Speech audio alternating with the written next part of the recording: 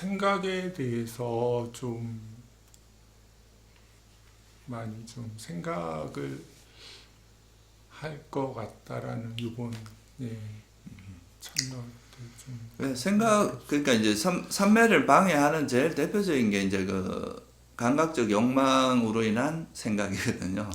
보통 욕망이 있으면 뭔가를 하고 싶고 막 이것도 궁금하고 저것도 궁금하고 이것도 뭐 하고 뭐 이런 게 이제 다 우리가 뭐 지적 욕구라고 할 수도 있고 또 뭐에 대해서 또 놀고 싶은 것도 있잖아요. 이것도 하고 싶고 뭐 먹고 싶고 뭐 하고 이런 것들. 그런 게 이제 계속 우리 생각을 움직이게 하고 또 화가 날 때도 생각을 움직이게 하죠. 그래서 그런 이제 생각이 움직이는 데 있어서는 이제 그 밑뿌리를 보면은 대체로 욕망 아니면 화거든요. 그래서 그 두 가지를 보면서 이런 것들이 좀 가라앉으면 생각도 가라앉아요. 그래서 생각을 좀, 그 생각은 좀 어떻게 보면 좀 거칠게 드러나 있는 상태고, 그거를 이제 움직이는 동력 같은 거는 다 장애들이 그렇게 하죠. 그래서 그걸 이제 그 사람이 잘 제어하는 그런 힘을 좀 기르는 게 좋죠. 그래서 아까 잠깐 든 생각 중에서 오장애 중에서 의심 같은 경우는 확실한 그런 생각으로 딱 분류가 되는데 해태 혼침 해태 혼침은 약간 반대 현상이에요. 생각은 없고 그러면서 뭔가 정신적으로 흐릿해지고 이제 게을러지고 무기력해지는 그런 상태거든요. 그래서 보통 이제 생각이 막 치성해서 움직이는 거하고 해태 혼침은 약간 다른 영역이 다른 패턴이에요.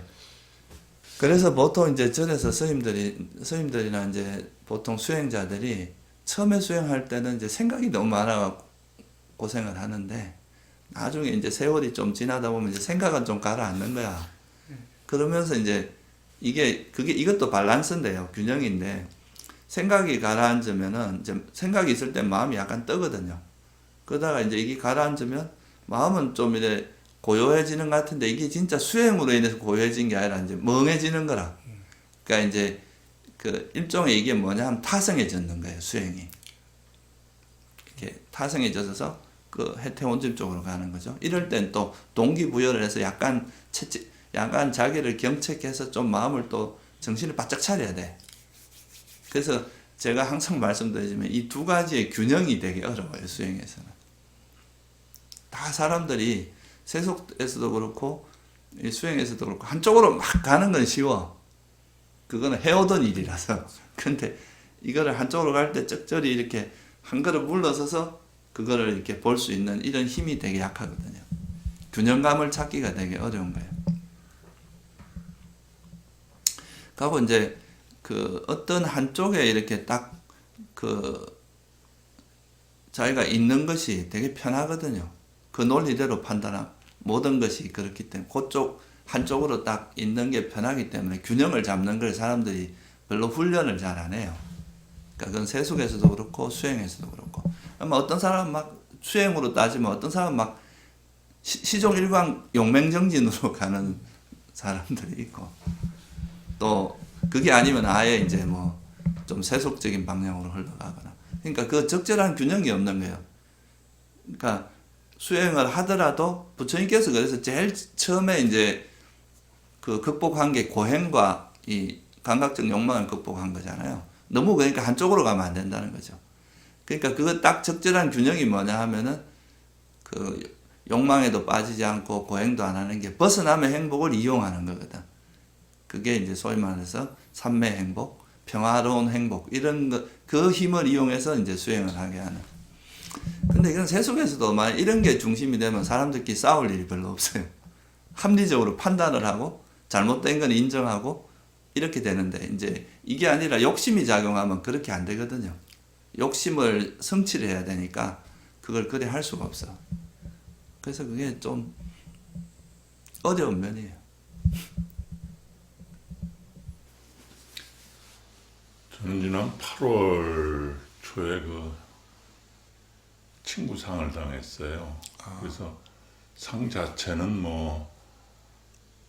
그 공부도 하고 있고 또 우리 나이도 있고 또 병을 앓다가 돌아간 분이기 때문에 지병이 계셨나 봐요. 예, 그렇기 때문에 뭐 그거는 그렇게 충격이 아닌데 그 뭐 중환자실부터 이제 상을 치를 때까지 이제 여럿이서 공통으로 이제 하는 행동이니 뭐 이렇게 다 휩쓸리는 과정에서 그 내 마음을 이제 챙기지 못하고 그러니까 휩쓸려서 이제 한 2주 살다 보니까 그래서 그런지 가정한 거는 제가 계속 그래도 놓치지 않고 하고 있음에도 불구하고 집에서 좌선할 때도 뭐 건성으로 앉아 있는 거 없고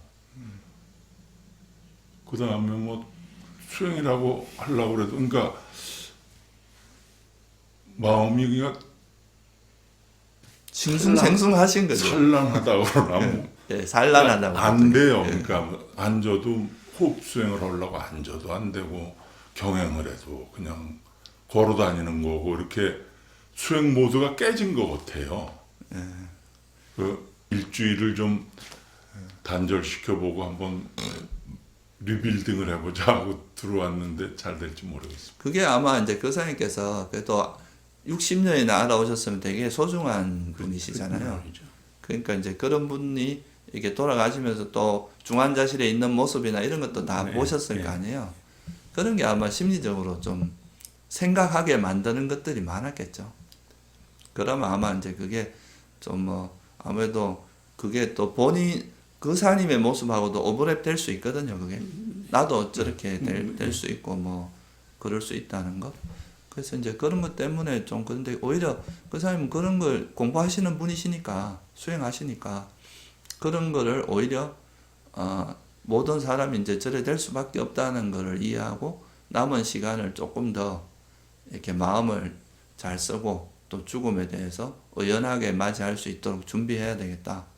뭐 이런 마음으로 이제 좀 오히려 좀 발심의 계기로 삼으면 그게 오히려 또 수행을 잘 하게 하는데 도움을 줄 수도 있잖아요. 어쨌거나 현재는 이 산란에서 집중은커녕 생각에 빠져 있어도 이놈을 잡고 돌아오질 못하고 그냥 생각에 빠져 있다가 혼침에 빠져 있다에 예, 단순히 그냥 이제 호흡만 알아차리려고 하는 것보다 이런 통찰력을 좀 이렇게 개입을 해서 그 사람의 마음을 조금 추스리는 작업을 하는 게 좋아요. 내가 여기 왜 이렇게 흔들리고 있나? 왜 산란하냐? 이런 것을 내가 이렇게 뭐 부처님께서도 다 죽음을 맞이하셨고 모든 살아있는 존재가 다 그럴 수밖에 없는 건데 오히려 이런 데서 이럴수록 내가 마음을 다잡아서 이제 내 삶을 준비해야 되겠다. 이런 식으로 이제 자기 마음을 추스리는 그런 지혜 있잖아요. 그거를 좀 활용해서 좀 이렇게 큰 경계 같은 경우는 단순히 호흡에만 하는 것보다 지혜를 써서 이 마음을 추스리는 게 마음의 정리가 좀 빨리 되거든요. 그냥 삼매만 닦는 것보다. 그래서 이렇게 이제 이 상황에 대해서 지혜롭게 이렇게 바라보면서 그거를 마음을 이렇게 한번 전환을 시킨 다음에 수행을 하시는 게 오히려 더 효과적일 수 있습니다. 그럼 우리나라에서는 보통 이제 우리는 오장애로 이야기하는데 선종에서는 보통 그걸 두 가지로 이야기하는 경우가 이제 산란과 도거라 그러죠. 이걸 도거란 말 들어보셨어요? 도거와 혼침 이렇게 보통 이야기하는데 도거라는 게 이제 마음이 이렇게 들떠는 거 이야기하는 거고요. 혼침은 이제 해태 혼침 그거고. 그래서 도거와 혼침 이렇게 이제 두 가지를 이야기하기도 해요. 그러니까 마음이 붕 떠는 거 하고 그러니까 산란심이죠. 산란한 거 이거는 이제 생각이 막 움직여서 어지러운 걸 총체적으로 이야기하는 거고 그게 가라앉으면서 또 멍해지는 그걸 혼침이라 이렇게 구분하기도 한다는 거죠. 아까 그 사람이 질문한 거하고 관계가 있어요. 생각이 보통 뭐 욕망이나 성냄이나 뭐 이런 것들은 좀 막 생각이 막 움직일 때는 이런 게 이제 산란해지잖아요. 근데 그런 게 없어지면 오히려 또 해태혼침 쪽으로 가고 그런 거하고 관계가 있죠. 그래서 제가 이제 지혜와 삼매를 잘 균형을 조화롭게 해라 이런 말 하잖아요. 대체로 제 경험으로 보면은 번뇌가 좀 이렇게 많이 일어나고 조금 이렇게 좀 수행해서 새로운 전기를 마련할 때는 오히려 약간 이제 자기를 이렇게 지혜롭게 자기 상태를 반조하면서 자기 자신에 대한 경책이나 이런 게 이제 내가 이렇게 하는 거 어리석은 일이다. 이렇게 해서 나한테 아무 이익이 없다든가 이런 이제 지혜를 써서 자기 마음을 좀 추스린 다음에 호흡 수행이나 이렇게 가는 게 훨씬 더 효과적이에요.